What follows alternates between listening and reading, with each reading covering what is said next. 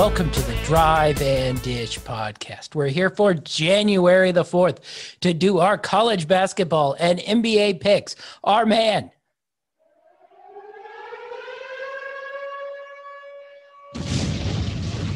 Dynamite Picks. Dynamite David, is with us to get into some college basketball picks on this light slate day. Are you ready to do some college basketball picks?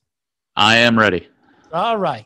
So let's go back over what went down on Saturday and Sunday. Saturday, you had a tough day overall, 2-4. You lost Clemson -4.5, LSU +1.5, Iowa -2.5. Just missed that one. The old half point is always the fun one to lose.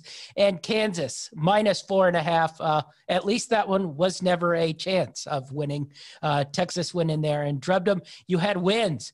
Your trusty Purdue +8.5 pulled it out for you and held on to cover that 8.5 point spread by a half point. And you had your new favorite college basketball team of the year, the Rice Owls.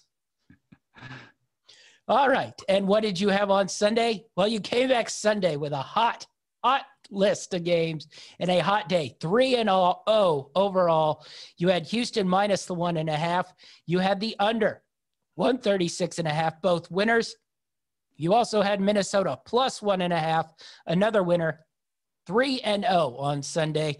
That brought you to 31, 37-1 overall. So after a bad Saturday, a good Sunday, you're creeping right back up to that 500. I had a 7-2 record on Saturday. I had wins with Missouri +7.5, a loss in the Hofstra -9.5 versus William and Mary, a loss with the East Carolina -1.5 with Tulane. We had a win with Tulsa +5.5 versus Cincinnati. Our good old North Dakota covered the -2.5 versus UMKC. St. Bonaventures covered the +5.5 versus Richmond. Central Arkansas destroyed McNeese State and covered the 3.5 points. I got the good end of the spectrum with Rutgers covering that +2.5 by the half point. And lastly, I had Old Dominion -1.5 that covered the Florida International spread. So 7-2 overall on Saturday.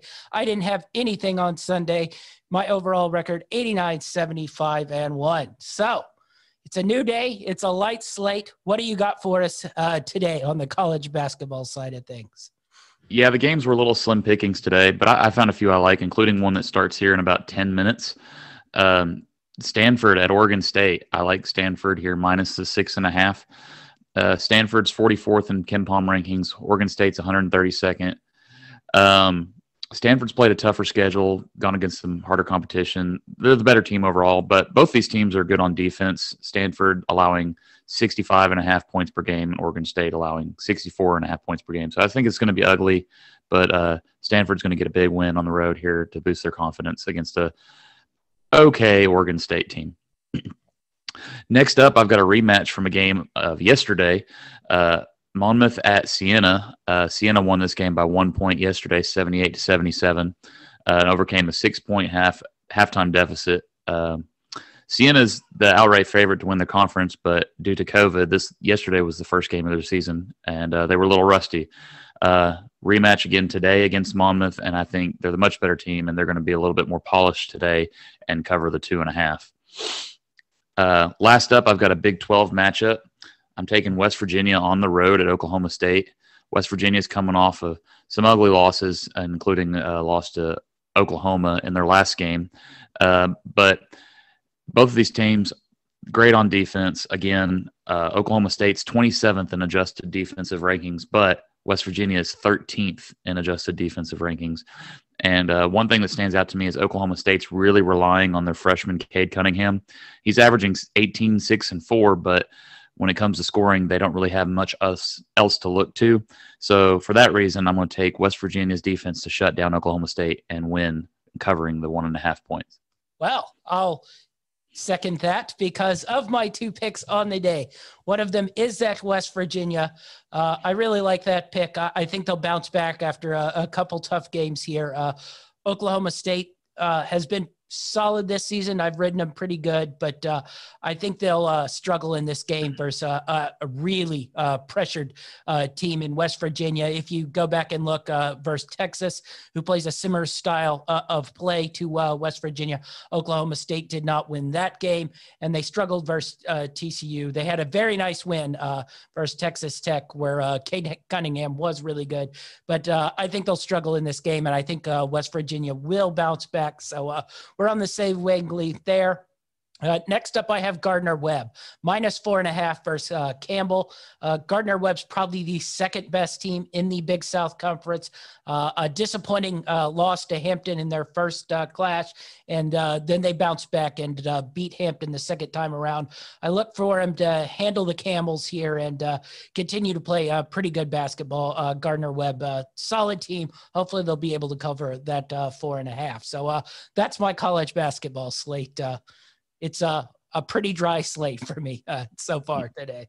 Yeah, I like that Gardner-Webb pick. They actually cost me a pick beating VMI earlier in the season, and this is also at home at Gardner-Webb, so I like that pick.